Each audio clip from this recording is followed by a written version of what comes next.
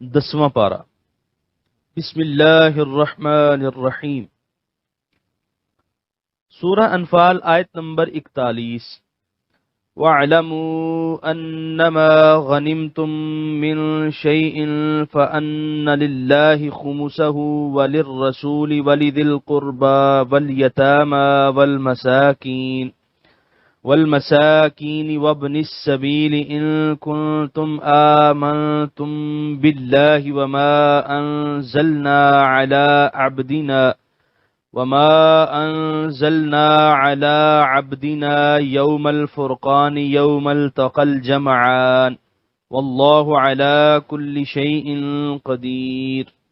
ترجمہ: اور جان لو کہ جو کوئی چیز تم غنیمت میں حاصل کرو تو اللہ کے لیے ہے، اس کا 5واں حصہ، اور رسول کے لیے، اور رشتہ داروں اور یتیموں اور مسکینوں اور مسافروں کے لیے ہے، اگر تم ایمان رکھتے ہو اللہ پر اور اس پر جسے ہم نے اتارا اپنے محبوب بندے پر، فیصلے کے دن جس روز آمنے سامنے ہوئے تھے دونوں لشکر، اور ہر چیز پر اللہ قادر ہے۔ سورہ انفال آیت نمبر 41 کے پہلے حصے کی تفسیر۔ وہ مال جسے کوئی فرد یا جماعت کوشش اور صحیح سے حاصل کرے اسے لغت میں غنیمت کہتے ہیں، لیکن عرف شرع میں صرف اس مال کو غنیمت کہتے ہیں جو کفار سے قوت و غلبہ اور لشکر کشی سے حاصل کیا جائے، لیکن کفار کا وہ مال جو بغیر لڑے ہاتھ آ جائے اسے اصطلاح شریعت میں فے کہتے ہیں۔ والفیء هو کل مال دخل علی المسلمین من غیر حرب ولا ایجاب۔ غنیمت کا مفہوم سمجھ لینے کے بعد اب اس کے متعلق جو ارشاد ربانی ہے اسے سمجھیے۔ مال غنیمت کا 5واں حصہ الگ کر لیا جائے گا اور بقیہ 4 حصے غازیوں میں تقسیم کر دیے جائیں گے۔ سنت نبوی نے ہمیں بتایا کہ پیادہ مجاہد کو 1 حصہ ملے گا اور سوار کو 3 حصے ملیں گے۔ حضرات فاروق رضی اللہ تعالیٰ عنہ، شیر خدا رضی اللہ تعالیٰ عنہ، عمر بن عبدالعزیز رضی اللہ عنہ اور فقہا میں سے حضرت امام مالک، امام شافعی، امام احمد، امام ابو یوسف و امام محمد رحمہم اللہ تعالیٰ کا یہی مسلک ہے۔ حضرت امام صاحب رحمۃ اللہ علیہ کا مسلک ہے کہ پیادہ کو 1 حصہ اور سوار کو 2۔ سورہ انفال آیت نمبر 41 کے دوسرے حصے کی تفسیر۔ باقی رہا مال کا 5واں حصہ خمس، تو اس کے مصارف اس آیت میں وضاحت سے بیان فرما دیے۔ بعض علماء کا خیال ہے کہ اللہ تعالیٰ کا نام محض تبرک کے لیے لیا گیا ہے، یہ کوئی مستقل مصرف نہیں بلکہ اللہ اور اس کے رسول کا 1 حصہ ہے، اور بعض کا خیال ہے کہ یہ الگ مصرف ہے اور اس حصے کا مال کعبہ شریف پر خرچ کیا جائے گا۔ نمبر 2، دوسرا حصہ حضور رحمت عالمیان صلی اللہ علیہ وسلم کے لیے ہے، حضور اسے اپنی ضروریات اور اہل و عیال پر خرچ کر سکتے ہیں۔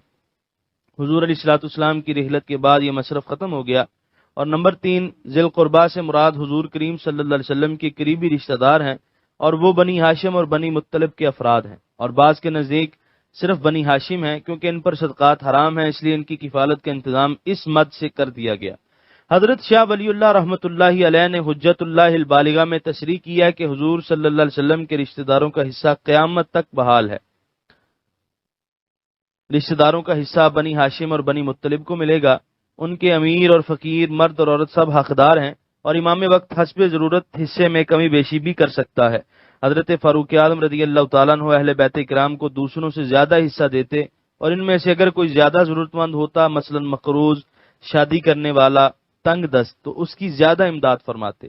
اسی طرح صاحب تفسیر مظہری نے بڑے شرح و بسط سے اس موضوع پر بحث کرنے کے بعد یہ نتیجہ اخذ کیا ہے کہ اس بحث سے ثابت ہو گیا کہ حضور صلی اللہ علیہ وسلم کے رشتہ داروں کا حصہ ساخت نہیں ہوا، ان کے اغنیاء اور فقراء سب کو ملے گا۔ علامہ ابو حیان اندلسی لکھتے ہیں، ظاہر یہ ہے کہ یہ حصہ بدستور باقی ہے اور غنی اور فقیر دونوں کو دیا جائے گا۔ نمبر 4 یتامہ، نمبر 5 مساکین، نمبر 6 مسافر۔ مال غنیمت کے خمس کے یہ مصرف ہیں۔ سورہ انفال آیت نمبر 41 کے تیسرے حصے کی تفسیر۔ اگر تم ایمان رکھتے ہو اللہ پر اور اس پر جسے ہم نے اتارا اپنے محبوب بندے پر، فیصلے کے دن، یعنی مال غنیمت کے متعلق یہ احکام جو تمہیں دیے جا رہے ہیں، اگر تمہارے دلوں میں نور ایمان ہے تو ان پر عمل کرنا ہوگا، اور اس سلسلے میں اپنی منمانی کرنے والے یہ سمجھ لیں کہ ان کو ایمان کامل کی لذت سے ابھی آشنا نہیں کیا گیا، اور فیضان نبوت سے فیضیاب ہونے والوں کے متعلق دنیا کو اچھی طرح علم ہے کہ انہوں نے تعمیل حکم کا حق ادا کر دیا۔ انہیں ان کے معلم و مرشد نے یہ حکم دیا کہ جو چیز غنیمت میں ملے اسے امام وقت کی خدمت میں پیش کر دو، خواہ وہ سوئی، تاگا ہو یا ان سے بڑی یا چھوٹی چیز۔ اور غنیمت میں خیانت نہ کرو، کیونکہ یہ دنیا میں باعث رسوائی ہے اور عقبہ میں موجب عذاب۔ جب ان صحرا نشینوں کے لیے کسریٰ کے قیصر ابید نے اپنے دروازے کھول دیے اور اپنے قیمتی نوادرات اور تاریخی عجائبات کو ان کے قدموں میں ڈھیر کر دیا، مورخ کی نگاہ ان کا تعاقب کر رہی تھی۔ ہر چیز دل لبانے والی، آنکھوں کو خیرہ کرنے والی، بڑی بڑی خوش طبیعتوں کو للچا دینے والی، لیکن کیا مجال کہ غلامان مصطفیٰ صلی اللہ علیہ وسلم کے دلوں میں خیانت کا خیال تک آیا ہو۔ ہر ایک چیز احتیاط سے اکٹھی کی گئی، وہاں سے بارگاہ خلافت میں لائی گئی، اور بے شمار قیمتی سامان میں ایک پائی کی بددیانتی بھی نہ ہوئی۔ یہ قرآن کی تعلیم کا اثر تھا، یہ تربیت مصطفی کی برکت تھی، یہی وہ اخلاق کی بلندی اور سیرت کی پختگی اور دیانت و ذمہ داری کا قوی احساس تھا جس نے عرب کے ان ان پڑھ بدوؤں کو دنیا کا امام بنا دیا۔ کاش فرزند خلیل اور دختر بطول اپنے مقام بلند سے آگاہ ہو جائے، کاش یہ وارفتہ حسن فرنگ اپنی دل آویزیوں اور رعنائیوں کا مشاہدہ کرنے لگے۔ اے تماشا گاہ عالم روئے تو کجا بہر تماشا میں روی۔ سورہ انفال آیت نمبر 41 کے بقیہ حصے کی تفسیر۔ جس روز آمنے سامنے ہوئے تھے دونوں لشکر۔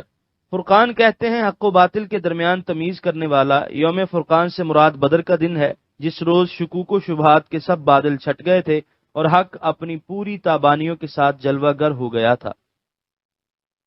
سورہ انفال آیت نمبر 42۔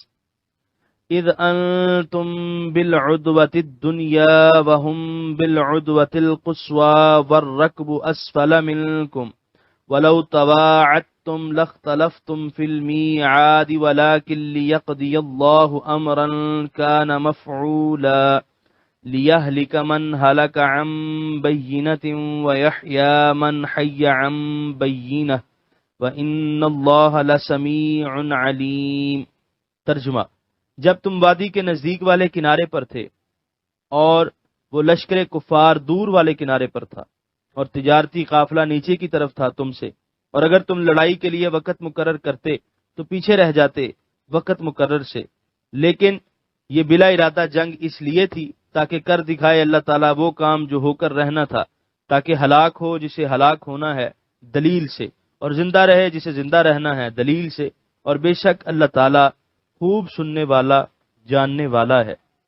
سورہ انفال آیت نمبر 42 کے پہلے حصے کی تفسیر۔ وہ احسان یاد دلایا جا رہا ہے جو بدر کی جنگ کے دوران میں مسلمانوں پر کیا گیا تھا۔ اس آیت کے چند کلمات تحقیق طلب ہیں۔ ادوا، جانب الوادی، وادی کی ایک طرف کو ادوا کہتے ہیں، بکسر عین عدوتن بھی پڑھا گیا ہے۔ پہلی صورت میں اس کی جمع عدن اور دوسری صورت میں ادن ہوگی۔ الدنیا ادنا کیا مؤنث ہے جو دنا یدنو قریب ہونا سے ماخوذ ہے۔ اس سے مراد وادی بدر کی وہ سمت ہے جو مدینہ طیبہ سے قریب تر تھی۔ قصوہ اقصا کی مؤنث ہے، قصا یقصو دور ہونا سے ماخوذ ہے۔ اس سے مراد وادی بدر کی دوسری سمت ہے۔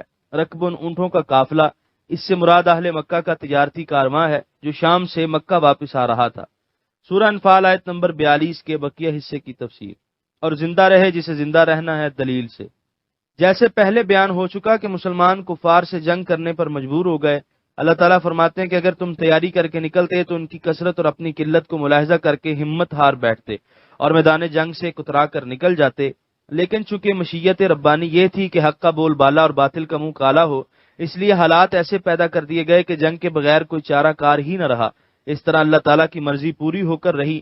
اس جنگ میں کفار کی رسوا کن شکست سے حقیقت اتنی واضح اور روشن ہو گئی کہ شک و شبے کی گنجائش باقی نہ رہی۔ اب اگر کوئی اسلام قبول کر کے حیات جادوانی قبول کرتا ہے تو دلیل سے، اور اگر کوئی کفر سے چمٹا رہتا ہے تو جان بوجھ کر اپنی مرضی سے۔ کیا عجیب اور حسن تعبیر ہے۔ سورہ انفال آیت نمبر 43۔ اذ یریکہم اللہ فی منامک قلیلا ولو اراکہم کثیرا لفشلتم ولتنازعتم فی الامر ولکن اللہ سلم انہو علیم بذات الصدور۔ ترجمہ: یاد کرو جب دکھایا اللہ نے آپ کو لشکر کفار خواب میں قلیل، اور اگر دکھایا ہوتا آپ کو لشکر کفار کثیر تعداد میں تو ضرور تم لوگ ہمت ہار دیتے اور آپس میں جھگڑنے لگتے اس معاملے میں، لیکن اللہ نے تمہیں بچا لیا، بے شک وہ خوب جاننے والا ہے جو کچھ سینوں میں ہے۔ سورہ انفال آیت نمبر 43 کی تفسیر۔ یہاں یہ خلجان پیدا ہوتا ہے کہ نبی کا خواب حق ہوا کرتا ہے کیونکہ یہ وحی کی ہی ایک قسم ہے، پھر اس کے برعکس واقع ہونے کا تو احتمال ہی نہیں۔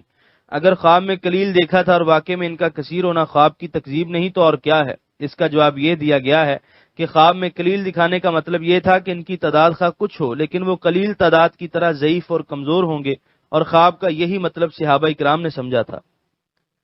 سورہ انفال آیت نمبر 44۔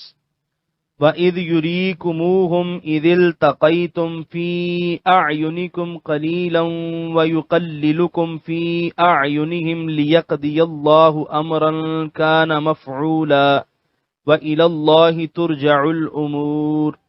ترجمہ، اور یاد کرو جب اللہ نے دکھایا تمہیں لشکر کفار، جب تمہارا مقابلہ ہوا، تمہاری نگاہوں میں قلیل اور قلیل کر دیا تمہیں ان کی نظروں میں، تاکہ کر دکھائے اللہ تعالیٰ وہ کام جو ہو کر رہنا تھا، اور اللہ تعالیٰ کی طرف ہی لوٹائے جاتے ہیں سارے معاملات۔ سورہ انفال آیت نمبر 44 کی تفسیر۔ حکمت خدا بندی کی کرشمہ سازی یہ تھی کہ مسلمانوں کو کافر تھوڑے نظر آ رہے تھے، جس کا مقصد یہ تھا کہ مسلمان ثابت قدم رہیں اور گھبرائیں نہیں، اور کافروں کو مسلمان قلیل التعداد دکھائی دے رہے تھے تاکہ وہ خوف زدہ ہو کر لڑے بغیر بھاگ کھڑے نہ ہوں اور جانیں بچا کر نکل نہ جائیں۔ اس طرح دونوں فریق اپنی کامیابی کا یقین کرتے ہوئے میدان جنگ میں کود پڑے، جس کا انجام یہ ہوا کہ اللہ تعالیٰ کی نصرت سے ان نہتے مسلمانوں کے ہاتھوں ان کے 70 گبر موت کے گھاٹ اتار دیے گئے اور کفر کا زور توڑ کر رکھ دیا گیا۔ یہاں پر 10ویں پارے کا پہلا رکوع مکمل ہوا۔